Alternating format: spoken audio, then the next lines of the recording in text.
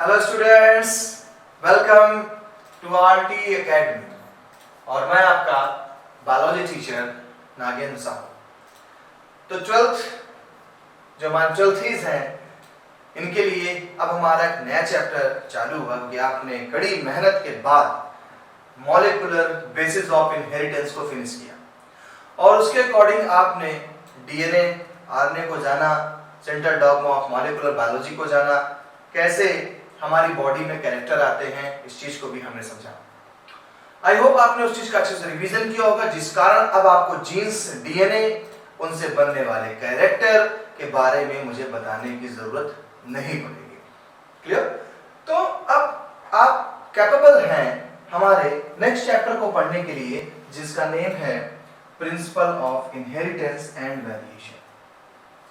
Principle of inheritance and variation, ये chapter मैंने रोक के रखा हुआ था क्योंकि ये चैप्टर मुझे तब पढ़ाना था जब आप डीएनए को जान जाए, जब आप ये जान जाए कि हमारे कैरेक्टर जाते कैसे हैं और हमारे कैरेक्टर को बनाने के लिए रिस्पॉन्सिबल कौन कौन से स्ट्रक्चर हैं, तब हम आपको ये चीज समझा सकते थे। चाहता तो मैं पहला चैप्टर चालू कर सकता था, लेकिन नहीं, मैंने नहीं चालू किया बिकॉज मुझे लग रहा था कि सबसे पहले आप डीएनए आने को जाने, तब फिर आगे कहानी समझेंगे। क्लियर? अब जब हम ये चैप्टर पढ़ेंगे, इस चैप्टर में टर्म आएगा फैक्टर, बहुत जगह आता है फैक्टर, एनसीईआरटी भी लिखती फैक्टर। वो फैक्टर वही है जो आप जीन्स के बारे में आपने पढ़ा हुआ। जीन्स, वही जीन्स याद करिए, बीटा गैलेक्टोसाइडेज वाला, परमिएज वाला, एसिटिलेज वाला।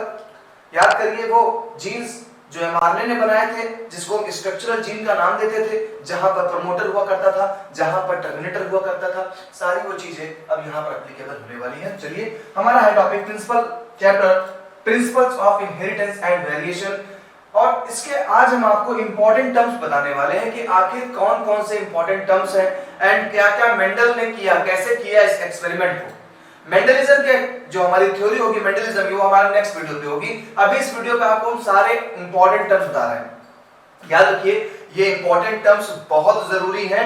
आप ये समझ करके वीडियो स्किप मत कर दीजिएगा कि अरे इंपॉर्टेंट टर्म्स हैं सर, जब थ्योरी बताएंगे मैकेनिज्म तब बात करेंगे। नहीं, ये इंपॉर्टेंट टर्म्स बहुत जरूरी हैं।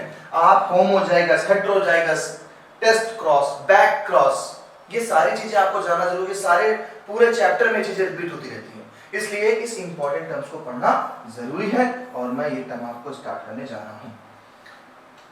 चलिए, सबसे पहली बात आती है principle of inheritance of variation and variation. ये है क्या बेटा? इस चैप्टर की भी अपनी एक इंपॉर्टेंस है, जैसा कि आप डायग्राम में देख रहे हैं कि ये हमारा न्यूक्लियस है, ये न्यूक्लियस है हमारा, और न्यूक्लियस में मौजूद है, आप देख रहे हैं डीएनए का कंडेंस फॉर्म, जिसे आप क्रोमोसोम कहते हैं। इसी क्रोमोसोम में जीन्स पाए जाते हैं, यहीं पर जीन्स मिलेंगे आपके, और जीन्स है क्या? टी सी ए जी, ये किसी एक प्रोटीन को कोड करेंगे, उससे कैरेक्टर बनेगा। तो ये हमारे जीन्स होते हैं, हमारे क्रोमोसोम में मौजूद है। तो इस चैप्टर की इंपॉर्टेंस ये है कि इस चैप्टर के थ्रू हम ये जान पाए कि आखिर कैसे एक, अगर फादर टॉल है, उनकी वाइफ टॉल है, तो उनके बच्चे 100% टॉल होंगे। ये चीज आज हम आंकड़ा लगाते हैं। जैसे आप मेरे से पूछेंगे सर आपकी हाइट ऐसी है, कैसी बढ़ी, तो मैं कहूंगा भाई मेरे फादर, मेरे दादा ये लोग लंबे थे।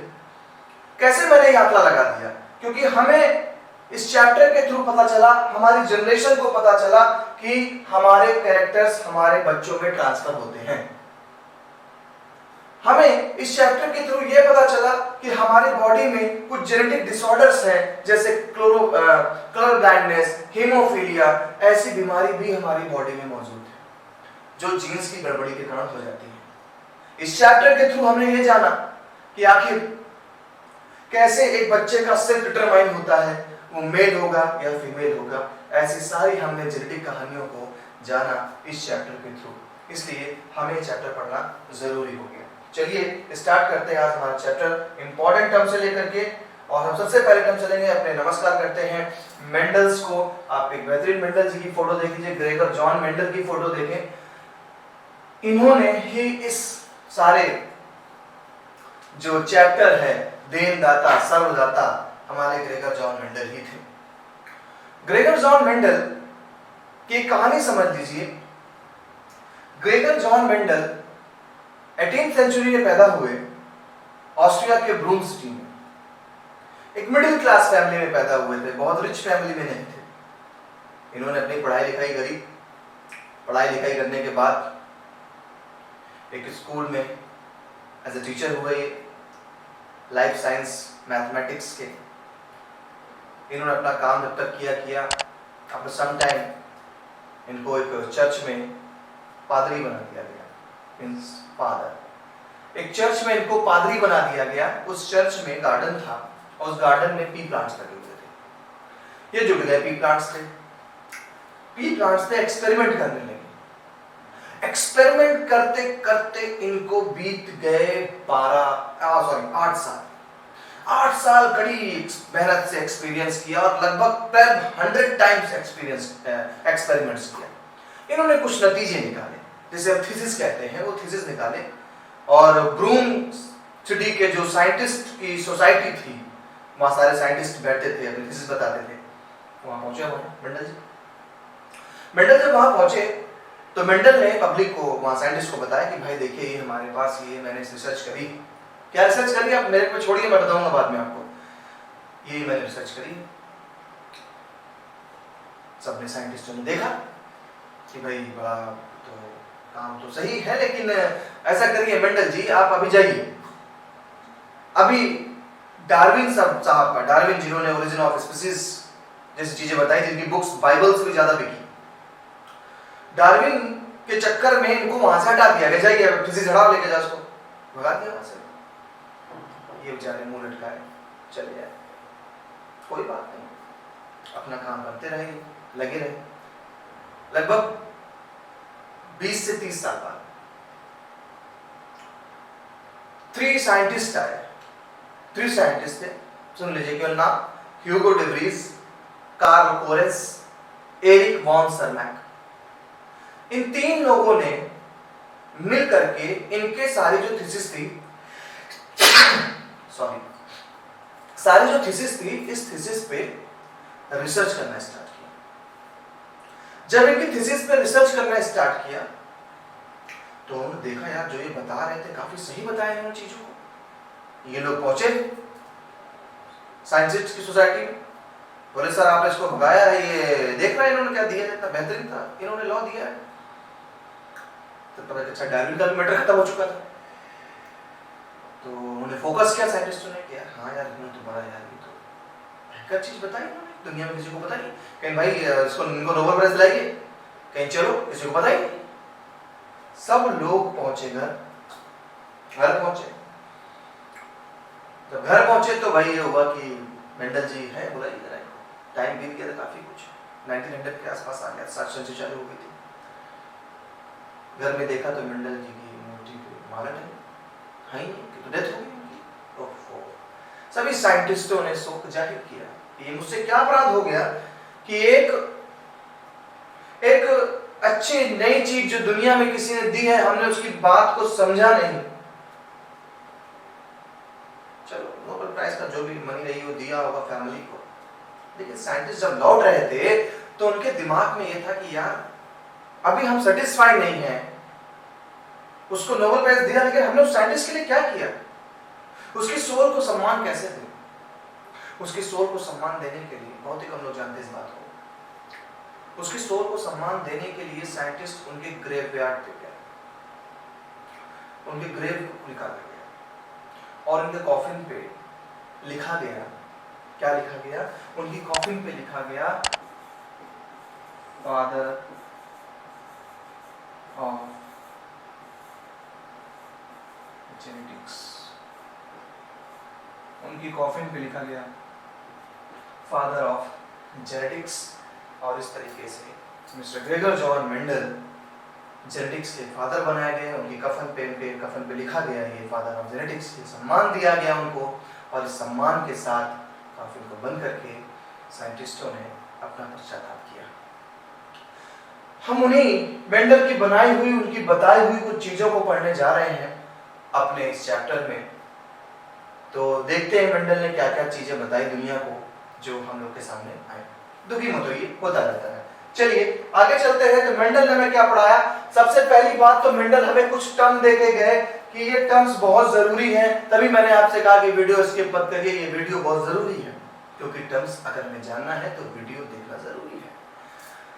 सबसे पहले एक टर्म्स आपको बताता हूं, इन सब के पहले एक टर्म आपको पढ़ना है कि what is genetic character.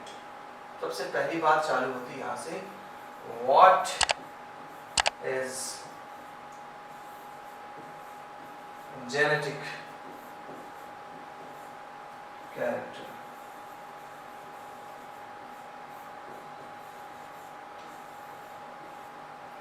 What is genetic character? So the character, yeah, those characters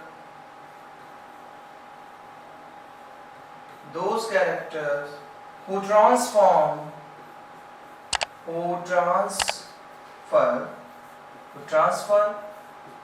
from one generation to other generation is called genetic character. वो सारे कैरेक्टर जो एक जनरेशन से दूसरे जनरेशन पे जाएंगे, उन कैरेक्टर को हम क्या बोलेंगे? उन कैरेक्टर को हम बोलेंगे जेनेटिक कैरेक्टर। जैसे किसी के पापा लंबे हैं और ये अपने कैरेक्टर के, जब बेबी हुआ, बड़ी खुशियों की बात आई, जब बेबी हुआ, वो बेबी भी इनके जैसे मैच्योर होने पे टॉल हुआ। ये जो टॉलनेस है, ये टॉलनेस फादर से कहाँ पहुंची? बेटे में। जब फादर से बेटे में पहुंच रही है ये टॉलनेस, तो ये जो कैरेक्टर था, हमने इस कैरेक्टर को जेनेटिक कैरेक्टर नाम दिया। ये नहीं कि आप जिम जाकर के अपने पैक बना लिए, बॉडी बना ली और बॉडी बना के सोच रहे मेरा बच्चा होगा तो वो भी बॉडी बिल्डर होगा, पैदा होते ही उसके बॉडी में कट्स पड़े होंगे। ऐसा नहीं है, बिकॉज वो जो कैरेक्टर था वो आपने एक्वायर किया है। यानी बॉडी में आपके देखा जाए दो कैरेक्टर हो गए, एक वो कैरेक्टर जो आपको जन्मजात यानी सिंस बर्थ मिला है, और दूसरा वो कैरेक्टर जो आप हायर करते हैं, जिम जाकर पर्सनालिटी बनाना, दवा खा के हाइट बढ़ाना, ये सब एक्वायर्ड कैरेक्टर है। And these character are not transform from one generation to other generation. Clear? तो जेनेटिक कैरेक्टर वो कैरेक्टर हो गए। सबसे पहला पॉइंट हमने जाना यहाँ पर कि जेनेटिक कैरेक्टर का मतलब है वो सारे कैरेक्टर जो हमसे हमारे बच्चे में जाएंगे, कुछ भी चला जाए हमसे हमारे बच्चे में, हमारी सुंदरता, हमारी फेयरनेस, हमारी डार्कनेस, कुछ भी चला जाए, वो जेनेटिक कैरेक्टर हो। कैरेक्टर के बाद इनके एक जनरेशन से दूसरे जनरेशन में जाने के प्रोसेस को नाम दे दिया हमने। प्रोसेस को नाम दे दिया हमने क्या? इनहेरिटेंस।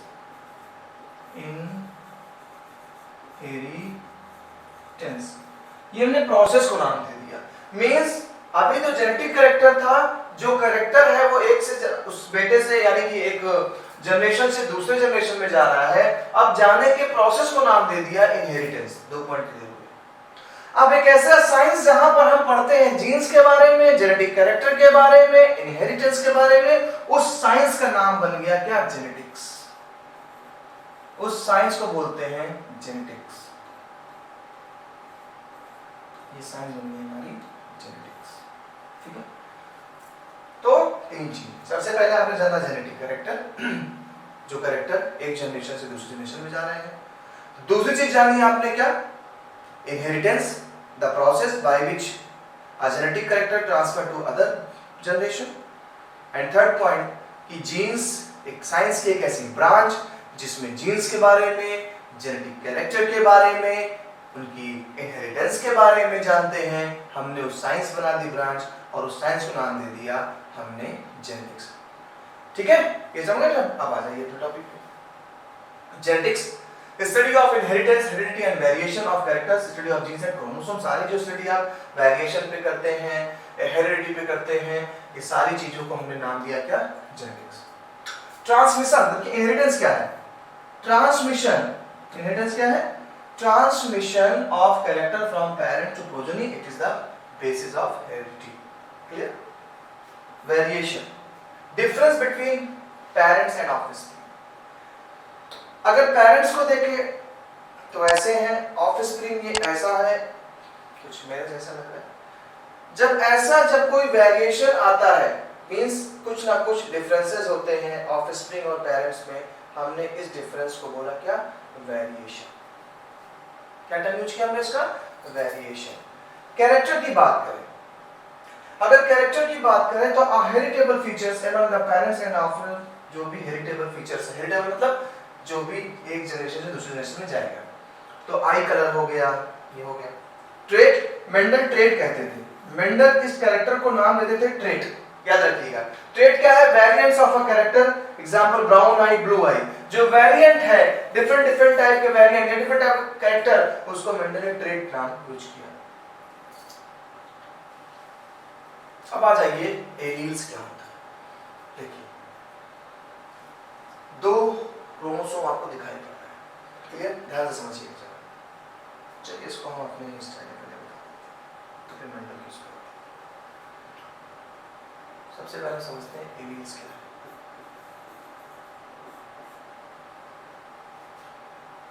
एक क्रोमोसोम हमारा अनदर क्रोमोसोम हमारा ये,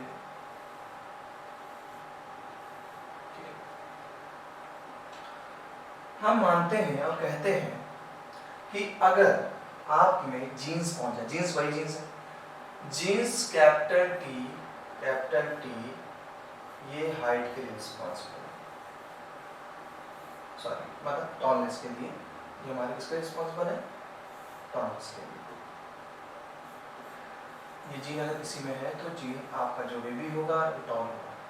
अगर ये जीन आते, देखिए सिंबल्स दिए गए हैं, जीन वही है, स्ट्रक्चरल जीन, ये कुछ हार्मोन्स बनाएंगे, कुछ एंजाइम बनाएंगे जिससे हमारी मेटाबॉलिक रिएक्शन बढ़ेगी, हमारी हाइट बढ़ेगी। स्मॉल टी ये जो हमारा जीन है, ये जीन है डॉर्फनेस के लिए, डॉर्फनेस के लिए, ठीक है। आप देख रहे हैं चाहे कैपिटल टी हो ये टॉलनेस बनाएगा, स्मॉल टी डॉर्फनेस बनाएगा, यानी दोनों ही जीन्स, कैपिटल टी टॉलनेस दे रहा है, स्मॉल टी डॉर्फनेस दे रहा है, दोनों ही जीन एक चीज से रिलेटेड है, और वो रिलेटेड है किससे? हाइट से। एक ही कैरेक्टर से रिलेटेड है, वो है हाइट से। दो जीन्स, एक जीन्स कैपिटल टी अगर कहीं पाया जाएगा तो वो टॉल होगा, स्मॉल टी पाया जाएगा तो वो ड्वार्फ होगा, और दोनों रिलेटेड है एक ही कैरेक्टर से, वो है हाइट। बस थोड़ी डिग्री का डिफरेंस है, कोई हाइट बढ़ा रहा है, कोई हाइट घटा रहा है। तो एक ही कैरेक्टर से related to forms of genes के पेयर को, टू फॉर्म ऑफ जीन्स के पेयर को एलील कह देते हैं। यही बन गया हमारा क्या? एलील। ये हो गया क्लियर? समझ आ गया? ये एलील है। अब देखिए एक टर्म आएगा होमोजाइगस, होमोजाइगस। अब जरा इस टर्म को क्लियर कर लीजिए। होमोजाइगस, होमोजाइगस क्या है?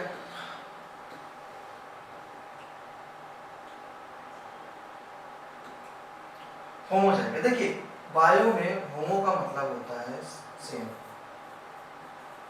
Same species. जाइगस यहाँ पे आपको लेना जाइगोट से। जाइगोट कब बनता है? जब स्पर्म एंड ओवम का फ्यूजन होता है। जब स्पर्म एंड ओवम का फ्यूजन होता है तो आपका जाइगोट बनता है। ये जो जाइगोट होता है, ये जाइगोट देखा जाए तो स्पर्म के आधे क्रोमोसोम, ये आपने पढ़ा हुआ है, स्पर्म में हैप्लॉइड होता है, ओवम हैप्लॉइड होता है, दोनों हैप्लॉइड होते हैं। हैप्लॉइड का मतलब आप क्या जानते हैं? हैप्लॉइड का मतलब हाफ नंबर ऑफ क्रोमोसोम, यानी 23 क्रोमोसोम पापा से, 23 क्रोमोसोम मम्मी से, और जब दोनों से मिले तो हमारा जाइगोट तैयार हुआ। यानी जाइगोट में एक क्रोमोसोम हमारा किसका है? पापा का है, और एक क्रोमोसोम हमारा मम्मी का है। एक क्रोमोसोम हमारा मम्मी का है। दो चीजें समझ में आ रही है? जाइगोट में 50% क्रोमोसोम पापा के हैं, 50% क्रोमोसोम मम्मी के। क्यों? क्योंकि आप ये पढ़ चुके हैं, आपको स्पर्मेटोजेनेसिस में बार-बार चीजों को रिपीट नहीं करना चाहिए। मेल फीमेल 50% क्रोमोसोम पापा दे रहे हैं, 50 क्रोमोसोम मम्मी दे रही है। हो सकता है कि पापा ने जो क्रोमोसोम दिया है उसमें कैपिटल टी जीन रहा हो, मम्मी ने जो दिया है उसमें स्मॉल टी जीन रहा हो। लेकिन अब ये जो पेयर बन गया जाइगोट में, जो ये पेयर बन गया, ये पेयर देखा जाए तो इक्वल नहीं रहा, क्योंकि एक क्रोमोसोम में टी वाला पाया जा रहा है जीन, दूसरे क्रोमोसोम में स्मॉल टी पाया जा रहा है। ये डिफरेंट हो गया।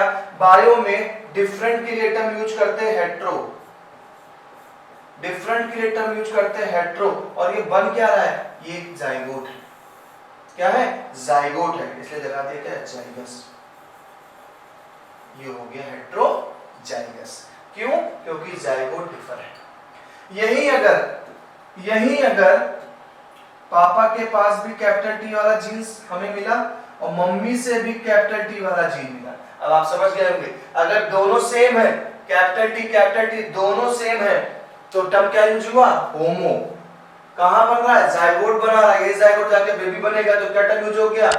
होमोजाइगस। डिफरेंट जीन्स हैं, डिफरेंट क्रोमोसोम पे, सेम क्रोमोसोम पे डिफरेंट जीन्स पहुंच रहे हैं, ये है हेट्रोजाइगस। तो जाइगोट में जब क्रोमोसोम डिफरेंट पहुंच रहा है या जीन्स डिफरेंट पहुंच रहा है, एक जीन पहुंच रहा है टी वाला कैपिटल टी का, एक जीन पहुंच रहा है स्मॉल टी का, दोनों डिफरेंट है तो हेट्रो लगा दिया, है क्या? जाइगोट। क्लियर? सेम पहुंच रहा है capital T homozygous, small T homozygous. Clear? क्योंकि दोनों जीन सेम है। चलिए, एलील भी हो गया, होमोजाइगस भी हो गया, हेट्रोजाइगस भी हो गया। अब देखिए बेटा, इसी चीज को देखिएगा, मान लीजिए पापा के पास कैपिटल टी जीन था, मम्मी के पास स्मॉल टी, लेकिन जब बच्चा हुआ बेटा, तो बच्चा जब हुआ यानी जो बेबी बना, यही जाइगोट जब बेबी बना तो बेबी टॉल हो गया, बेबी डॉल नहीं हो गया, बेबी टॉल हो गया। और बेबी टॉल हो गया, जब बेबी टॉल हो गया, आपने एक आंकड़ा निकाल लिया। क्या निकाल लिया? कि कैपिटल टी ने स्मॉल टी वाले प्रोटीन को बनने से रोक दिया, या प्रोटीन बनी नहीं पाई, बनी भी तो बहुत वीकर प्रोटीन थी, वो हावी नहीं हो पाई। मींस कैपिटल टी ने अपना दबदबा बना के रखा, और इसीलिए हमने कैपिटल टी को बोल दिया डोमिनेंस। हमने टर्म यूज किया डोमिनेंस। क्यों? जब कोई हेट्रोजाइगस कंडीशन में, देखो हेट्रोजाइगस आ गया, जब कभी हेट्रोजाइगस कंडीशन में कोई जीन अपने कैरेक्टर को अपीयर करता है और दूसरे कैरेक्टर को सप्रेस करता है, छुपा देता है, ऐसे जीन्स को डोमिनेंस जीन कहते हैं, और ऐसा कैरेक्टर डोमिनेंस कैरेक्टर होता है। अब जो बेचारा मास्क हो गया है, जो छिप गया है, इसको हम रिसेसिव कहते हैं, यानी स्मॉल टी हमारा क्या हो जाएगा बेटा? रिसेसिव। जब कभी भी कोई भी जीन्स कैपिटल लेटर में लिखा जाएगा तो आप समझ जाइए वो डोमिनेंस जीन होगा, और अगर कभी भी स्मॉल लेटर में कोई लिखा जाएगा जीन, वो रिसेसिव होगा। क्लियर? यहां तक क्लियर हो गया? क्या क्या पॉइंट्स क्लियर किए हमने? Allele, a pair of contrasting character of gene called allele. Homozygous, जब किसी जाइगोट में क्रोमोसोम में मौजूद जीन्स डिफरेंट होंगे, जैसे capital T small T, capital R small R, ऐसी कंडीशन को हेट्रोजाइगस कहेंगे। और अगर सेम होंगे तो सेम मतलब होमोजाइगस। फिर आपको बताया कि हेट्रोजाइगस कंडीशन पे अगर कोई जीन्स अपने कैरेक्टर को ही बना रहा है, दूसरे के कैरेक्टर को, दूसरे के प्रोटीन को बनने के लिए सप्रेस करता है कि नहीं तुम्हारे प्रोटीन नहीं बनेगी है मानने पे, ऐसे जीन को डोमिनेंस कहेंगे, और ये डोमिनेंस जीन हमेशा कैपिटल लेटर में शो किए जाएंगे। जबकि जो हमारा दूसरा जीन है, वो दूसरा जीन क्या होगा? वो दूसरा जीन हमारा क्या हो जाएगा? मास्क हो जाएगा, हम उसको रिसेसिव जीन कहेंगे, रिसेसिव कैरेक्टर कहेंगे। चलिए नेक्स्ट पे आते हैं। तो आप यहाँ पे समझ चुके हैं टर्म्स। एलील्स क्या है? Alternative form of a gene. Okay, homozygous बढ़िएगा मेरे नोट से, सब कुछ वही मिलेगा। होमोजाइगस है capital T, small T, capital T. इसी को हम प्योर लाइन या ट्रू ब्रीड कहते हैं। तो जब कभी आपसे पूछे ट्रू ब्रीडिंग क्या है, तो ट्रू ब्रीडिंग है क्या? ट्रू ब्रीडिंग क्या है? ट्रू ब्रीडिंग का मतलब होता है जब किसी जाइगोट में सेम जीन्स पहुंचे, होमोजाइगस पहुंचे, हम उसे ट्रू ब्रीडिंग बोलेंगे। क्लियर? तो ट्रू ब्रीडिंग में आपने ये करना है, इसी को ट्रू ब्रीडिंग कहते हैं। आगे चलते हैं। हेटेरोजाइगस मैंने बताया था condition in which chromosome pair carries dissimilar alleles. Chromosome पहुंचा है, क्रोमोसोम में डिसिमिलर एलील्स है, capital T small T, capital Y small Y. ऐसी जब कंडीशन मिलती है तो हमने उसको हेटेरोजाइगस बोला। चलिए आगे चलते हैं। Dominant character. I have already told that the character which is expressed in heterozygous condition, heterozygous condition में है जिसने अपना character कर दिया वो हो गया dominant. It indicates with capital letter. इसको capital letter के साथ indicate किया जाता है। Recessive character, the character which is suppressed in heterozygous, जो character बेचारा suppress कर दिया गया, suppress का मतलब रोकना, जो character रोक दिया गया, जो character hide कर दिया गया, वो बेचारे recessive हो गए। फिनोटाइप, ये समझिए फिनोटाइप क्या है। आप देखते होंगे कि मैं इसको अपने स्टाइल में समझाता हूँ, क्या करूँ, बुरी आदत है अपने स्टाइल में समझाने की। कोई गार्डन है, उस गार्डन में ढेर सारे ट्री लगे, ढेर सारे ट्री, ये भी है, ये भी है हमारा ट्री, ये है, एक ट्री और बना देता हूँ, खूबसूरत से ट्री हमारे पास है।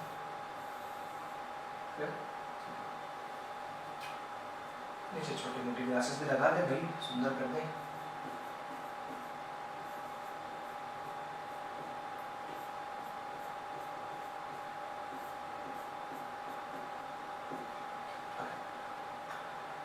अगर आप देखें तो ये सारे प्लांट जो हैं सेम हाइट के दिख रहे हैं, और ये छोटे वाले प्लांट देखिए डॉर्फ है, मींस ये जो प्लांट है ये टॉल है, सारे के सारे प्लांट क्या है हमारे टॉल है, जबकि ये बेचारे नन्हे मुन्ने हमारे डॉर्फ प्लांट है। आपने फिजिकली देखा, आपने बाहर से देखा इनको, फिनोटाइप मतलब फिजिकली, आपने जब फिजिकली अपीयरेंस लिया तो तीनों के तीनों हमारे प्लांट टॉल दिखाई पड़ रहे हैं। आप यही कहेंगे ना कि सर तीनों प्लांट टॉल है, तीनों प्लांट टॉल है। हाँ बिल्कुल तीनों प्लांट टॉल है। आपने फिजिकली तो कह दिया, यानी फिनोटिपिकली, फिनोटाइप मतलब बाहर से देखने पे, फिनोटाइप आपने कहा कि सर 3 प्लांट्स यहाँ पे, 3 प्लांट्स सर यहाँ पर टॉल है,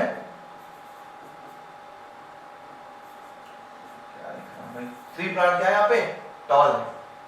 बाकी सर जो हमारे यहाँ पर 3 प्लांट्स हैं जो दिख रहे हैं आपको, ये 3 प्लांट्स सर डॉर्फ है। ये आपने बेटा बाहर से देख के बता दिया, लेकिन जरूरी है क्योंकि आपको पता है कि अगर कैपिटल टी जीन था तो टॉल हो जाएगा, पता है, और आपको ये भी पता है कैपिटल टी जीन डोमिनेंट होता है, अगर उसके साथ स्मॉल टी आएगी तब भी ये टॉल ही हो जाएगा। यानी आपने जब देखा तो आपने कहा सर तीनों प्लांट बाहर से देखने पे तो टॉल है, लेकिन जब हमने उसके जीन्स पर रिसर्च किया, जब हमने उसके जीन्स को देखा कि आखिर इसके जीन्स कैसे हैं, जब हम उसके जीन्स पे गए तो हमने देखा यार एक प्लांट तो प्योर लाइन या ट्रू लाइन ब्रीड है, क्योंकि दोनों में क्या है सेम जीन्स है, लेकिन यार दो हमें हेटेरोजाइगस दिखाई पड़ रहा है। Means capital T small T, यानी जीनोटाइप देखा जाए तो इनका जीन्स अलग था। फिनोटाइपिकली सब कुछ बराबर था, कोई डिफरेंस नहीं, सारे टॉप दिखाई पड़ रहे थे, लेकिन जब इनके जीन पे सेट पे देखा गया तो दो लोग ऐसे थे जिनमें रिसेसिव वाला जीन भी था। लेकिन हमें पता है टी डोमिनेंट होता ही है, और जब अगर टी डोमिनेंट है तो स्मॉल टी को कुछ करने नहीं देगा, और जब स्मॉल टी को कुछ करने नहीं देगा तो सिंपल सी बात है यार प्लांट तो टॉल हो जाएगा। यानी फिनोटाइपिकली सारे प्लांट आपने टॉल देखे, लेकिन जब आप जीनोटाइप भी करने लगे, जब आप जीनोटाइप पे चले गए उसके, तो आपको पता चला एक प्लांट आपका क्या है ट्रू टॉल है, यानी प्योर टॉल है, और आपको दो प्लांट जो मिले वो आपको हेटेरोजाइगस टॉल मिले। टॉल मिले बट कैसे हेटेरोजाइगस, हेटेरोजाइगस टॉल। अब आप शायद समझ गए होंगे कि फिनोटाइप क्या होता है, जीनोटाइप। तो जब कभी भी हम रेशियो निकालने की बात करेंगे तो फिनोटाइप का मतलब बाहर से देखने में सीड राउंड है, ठीक है, राउंड है, ठीक है, राउंड है, ठीक है, राउंड है, ठीक है, लेकिन ये जरूरी नहीं है कि सब में कैपिटल आर ही होगा, हो सकता है किसी में capital R and small R भी हो। तो जब जीन्स के अकॉर्डिंग देखते हैं तो बन जाता है जीनोटाइप, और जब फिजिकल अपीयरेंस के हिसाब से देखते हैं तो बनता है फिनोटाइप। ये भी हो गया, फिनोटाइप हो गया, जीनोटाइप हो गया। हाइब्रिड क्या होता है? जैसे मैंने भी लिखा कि एक प्लांट था जो वो कैपिटल टी और स्मॉल टी दो एक साथ है, इसे हेटेरोजाइगस कहते हैं हम लोग, जाइगोट था हेटेरोजाइगस। लेकिन ये जब मैच्योर होकर बड़ा बन गया तो एक नई ब्रीड बन गई, हमने इस ब्रीड को बोल दिया क्या? हाइब्रिड। क्या नाम दिया इस ब्रीड को? हाइब्रिड। तो हाइब्रिड क्या है? हमारा हेटेरोजाइगस का ही एक समझिए दूसरा नाम है, जिसे क्या करें? हाइब्रिड। अब आ जाइए ग्रेगर जॉन मेंडल, जिन्हें हम फादर ऑफ जेनेटिक्स के नाम से जानते हैं। अब उन्होंने आखिर क्या एक्सपेरिमेंट कराया? उन्होंने वो क्या करते थे उस गार्डन में? आखिर एक्सपेरिमेंट कराने का तरीका क्या था हमारे ग्रेगर जॉन मेंडल का? चलिए इस तरीके को जानने की कोशिश करते हैं। मेंडल देखिए बेहद खूबसूरती से अपने चर्च के बाहर जो गार्डन लगा था उस गार्डन पे पी प्लांट पे कंटिन्यूअसली अपना रिसर्च कर रहे थे। देखिए ये पी लगी हुई है, पीस लगी हुई है, और आप देख भी रहे हैं कि जो हमारी पीस है उसमें एक का कलर देखिए आप व्हाइट है, एक का कलर व्हाइट है और एक हमारे पर्पल कलर की है। यहाँ पर भी आपको देखने को मिलेगा कि Mendel conducted some hybridisation experiments on garden peas Pisum sativum. इनका जिस प्लांट पे करते हैं उसका बोटेनिकल नेम है पाइसम सटाइवम फॉर 7 इयर्स। मैंने 7 या 8 साल आपको बताए थे। 7 इयर्स क्या थे? 1856 से पैदा हुए थे, 1863 में मरे थे और 1900 के आसपास में नोबेल प्राइज दिया गया था। तो ये तो मेंडल की जानकारी। देख लीजिए काफी सुंदर से पिक्चराइजेशन किया गया है कि मेंडल कैसे अपने गार्डन में पी प्लांट के साथ एक्सपेरिमेंट कर रहा है, हाइब्रिडाइजेशन कर रहे हैं। अभी सवाल उठता है हाइब्रिडाइजेशन क्या होता है? बेटा तो एक कॉमन सी बात समझ लें, आप हमेशा चीज पढ़ते चले हैं बचपने से। क्या पढ़ा है आपने बचपने से? कि the transfer of pollen grain from anther, the transfer of pollen grain from anther to stigma is called pollination. वहां पर अपने आप होता था, और जब ह्यूमंस हमारे इन्वॉल्व हो जाते हैं तो उसको हम हाइब्रिडाइजेशन कहते हैं या आर्टिफिशियल हाइब्रिडाइजेशन कहते हैं। कैसे क्या होता है? देखिए मान लीजिए एक फ्लावर हमें दिख रहा है, देख लीजिए मैं बेसिक पॉइंट से बता रहा हूं कि मेंडल आगे एक्सपेरिमेंट करते क्या थे। मान लीजिए ये फ्लावर पर्पल कलर का था, ये व्हाइट कलर का। मेंडल ने जब ये वेरिएशन देखा तो मेंडल ने कहा यार चलो जरा इनके बीच क्रॉस करें। क्रॉस क्या करा है इन्होंने? क्या किया, इस फ्लावर के एंथर से पॉलन ग्रेन को लिया। पॉलन ग्रेन जानते हैं आप? इस फ्लावर से लिया पॉलन, ये येलो कलर की बॉडी जो देख रहे हैं हमारा क्या है? Pollen grain. इन्होंने ले लिया पॉलन ग्रेन, और इस पॉलन ग्रेन को लेकर के दूसरा जो व्हाइट कलर का फ्लावर था, उस व्हाइट कलर के फ्लावर के स्टिग्मा पर छिड़क दिया पॉलन ग्रेन को। अब आपने पता है कि पॉलन ग्रेन जब छिड़का जाएगा, जब पॉलन ग्रेन छिड़का जाएगा तो पॉलिनेशन तो हो गया। अब ये पॉलन ग्रेन अंदर जाएगा, फर्टिलाइजेशन करेगा, यहाँ पर क्या बनेगा? सीड बनेगा। यहाँ का बने क्या बनेगा? यहाँ पे बनेगा हमारा सीड। और इसी सीड को अगर सोन किया जाएगा, इसी सीड को अगर सोन किया जाएगा तो क्या होगा? इस सीड को सोन करने पर, इस सीड को सोन करने पर एक नया प्लांट जनरेट होगा, और जो नया प्लांट जनरेट होगा वो नया प्लांट में क्या कैरेक्टर दिखेगा? मेंडल इसी एक क्यूरियोसिटी में एक्सपेरिमेंट कराते चले गए। तो जब मेंडल ने ब्लू कलर वाले पॉलन ग्रेन का डाला पॉलन ग्रेन, व्हाइट वाले पे फर्टिलाइजेशन हुआ, आफ्टर फर्टिलाइजेशन सीड का फॉर्मेशन हुआ, तो उन्होंने सीड को जब सोन किया तो जो प्लांट निकला वो पर्पल कलर का निकला। मेंडल समझ गए कि पर्पल कलर वाला जो फैक्टर है, जो जीन्स है, वो जीन्स हमारा डोमिनेंट जीन है एंड व्हाइट हमारा रिसेसिव जीन है। ये था मेंडल का मेन कार्यक्रम। तो मेंडल अपने इस हाइब्रिडाइजेशन को कैसे करते थे, कुछ और भी पॉइंट्स हैं जो आपको समझा दूं। देखिए मेंडल क्या करते थे। सबसे पहला मेंडल काम करते थे, सिलेक्शन करते थे। किस प्लांट को करना है हमें, उसको सिलेक्ट किया, व्हाइट से कराना है, पर्पल का, तो दो प्लांट को सिलेक्ट करते थे। पहला काम होता था सिलेक्शन। तो आपसे पूछा जा सकता है कि हाइब्रिडाइजेशन के स्टेप्स क्या थे। तो सबसे पहला जो स्टेप की बात करें, सबसे पहला स्टेप है सिलेक्शन। ये सबसे पहले सिलेक्शन करते थे कि क्या करना है। Second emasculation. इमैस्कुलेशन में क्या करते हैं बेटा कि हम मान लीजिए किसी प्लांट में पॉलन ग्रेन डालने वाले हैं एंथर से, तो हम उस फ्लावर के सारे स्टेमन्स को कट करके निकाल देते हैं। इसी स्टेमन को कट करने के निकालने के प्रोसेस को हमने क्या बोला? इमैस्कुलेशन। हमने इमैस्कुलेशन करा दिया। अब क्या कराएंगे, इमैस्कुलेशन कराने के बाद व्हाइट वाला जो फ्लावर था उस फ्लावर के पॉलन ग्रेन को इस स्टिग्मा पर डाल देंगे। एक तो ये कट कर दिया, कट करने के बाद हमने पॉलन ग्रेन को स्टिग्मा पर डाल दिया। कट क्यों किया, अगर इसी के पॉलन स्टिग्मा चले गए, ब्लू वाले के फ्लावर के पॉलन ग्रेन ही ब्लू वाले में चले गए तो कहानी गड़बड़ हो गई, मेंडल के सारे एक्सपेरिमेंट बेकार हो जाएंगे। इसलिए मेंडल क्या करते थे, जिस फ्लावर में पॉलन ग्रेन डालना होता था उस फ्लावर के सारे पॉलन स्टेमन्स को रिमूव कर देते थे, उसके बाद जिसका कराना है उसका पॉलन ग्रेन डाल देते थे। थर्ड, पॉलिनेशन कराया उन्होंने। क्या कराया, आर्टिफिशियल पॉलिनेशन। जिस भी फ्लावर का चाहिए तो उस फ्लावर का पॉलन ग्रेन लाए, छिड़क दिया नमक की तरह। कहां छिड़क दिया, नमक की तरह, उस फ्लावर पे जिसपे हमें फर्टिलाइजेशन कराना है, क्रॉस करना। एंड फोर्थ पे ये कलेक्शन करते थे सीड्स का। मटर आपने पॉलिनेशन करा दिया, अब जो हमारी ओवरी है वो फ्रूट में कन्वर्ट होती है, जो अंदर भरा हुआ ओव्यूल था वो सीड में कन्वर्ट होता है, ये आपने पढ़ा हुआ है फ्लावरिंग वाले चैप्टर में। अब जो सीड बना, हमने सीड को सोन किया, जब सोन किया तो जो प्लांट निकले उन प्लांट पे मेंडल ऑब्जर्वेशन करते थे, कई बार एक्सपेरिमेंट किया जिससे प्रूव हो सके कि यही सही है। ऑब्जर्व करके अपना नोट करते जाते थे, और जब नोट करते जाते थे वही उनका बन जाता था क्या, मेंडलिज्म, यानी कि मेंडल के लॉस। देखिए मेंडल ने कुछ खास चीज पे देख लीजिए, कि अभी आगे आपको डोमिनेंट रिसेसिव पढ़ाएंगे। कोई प्लांट अगर टॉल है तो ये डोमिनेंट कैरेक्टर है, डॉर्फ है तो रिसेसिव कैरेक्टर है। यहाँ पे लिखे हुए दोनों कैरेक्टर, स्टेम हाइट, टॉलनेस जो है वो डोमिनेंट है, डॉर्फनेस रिसेसिव है। अगर फ्लावर कलर लेंगे तो वायलेट क्या है, डोमिनेंट है, व्हाइट क्या है, रिसेसिव है। अगर फ्लावर की पोजीशन बात करें, एक्साइल, जब किसी प्लांट में जो फ्लावर होता है वो मार्जिन से भी निकले, केवल ऊपर का निकले, केवल मार्जिन से भी निकले, साइड से निकले, तो उसको बोलते हैं एक्सियल। और अगर फ्लावर एकदम स्टेम के टिप पे पाया जाता है, स्टेम के टिप पे पाया जाएगा, टी फॉर टर्मिनल, तो बोलेंगे टर्मिनल। तो यहाँ फ्लावर एक्सियल क्या है, डोमिनेंट कैरेक्टर है। Pod shape, inflated and constricted. देखिए कंस्ट्रिक्टेड मतलब सिकुड़ा हुआ जब पॉड आपको मिलेगा तो ये रिसेसिव है, और फुल एकदम बढ़िया मटर वो क्या होती है, डोमिनेंस। पॉड कलर, बहुत से लोग कंफ्यूज होते हैं पॉड कलर और सीड कलर में। पॉड का कलर जहां ग्रीन डोमिनेंट है, येलो रिसेसिव है, वही देखिए सीड कलर में येलो डोमिनेंट हो गया, ग्रीन रिसेसिव हो गया। इस चीज को याद रखिएगा, पॉड का कलर ग्रीन डोमिनेंट होता है और येलो रिसेसिव होता है। पॉड मतलब फली मटर की। सीड पे देखोगे तो सीड पे उल्टा है, मटर का दाना अगर येलो कलर का है, पीले रंग का है, तो वो क्या है, रिसेसिव है, सॉरी डोमिनेंस है। और ग्रीन कलर का है तो वो क्या है, रिसेसिव है।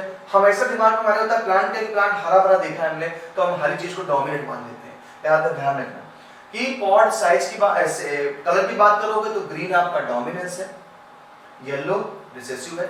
लेकिन सीड में उल्टा हो जाना है, सीड में सीड कलर येलो डोमिनेंस है और ग्रीन रिसेसिव है। सीड की शेप की बात करेंगे तो राउंड, सिंपल सी बात है, सिपड़ा हुआ किसी को पसंद नहीं होगा तो इसको रिसेसिव बना दो, राउंड को डोमिनेंट बना दो। ये दिमाग खेलता है, हम भी खेलेंगे।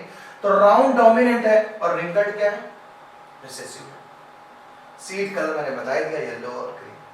देखिए ये मेंडल के सारे जो भी मैंने आपको बताया, आज मेंडल के टॉप चैप्टर की टर्मिनोलॉजी मैंने क्लियर करी। इस टर्मिनोलॉजी को ध्यान से पढ़िएगा, होमोजाइगस, हेटेरोजाइगस, एलील, ये सारी चीजें आपसे पूछी जा सकती हैं, इसलिए बहुत अच्छे से पढ़िएगा इसको। इस टॉपिक के बाद हमारा जो नेक्स्ट वीडियो होगा वो मेंडलिज्म पे आएगा, मेंडल के लॉस पे चलेगा, इसलिए ध्यान से इन चैप्टर को रिवाइज करिएगा। ये डोमिनेंट एंड रिसेसिव कैरेक्टर को अच्छे से देख लीजिएगा, और देखने के साथ साथ हमारे चैनल को लाइक और शेयर सब्सक्राइब जरूर करिएगा। तो फ्रेंड्स, आज के टॉपिक में हमने मेंडल के टर्मिनोलॉजी को क्लियर कर लिया। नेक्स्ट वीडियो हम मेंडलिज्म पे शेयर करेंगे, तब तक के लिए हम अलविदा कहते हैं, बाय बाय, सबक है, ओके, बाय बाय।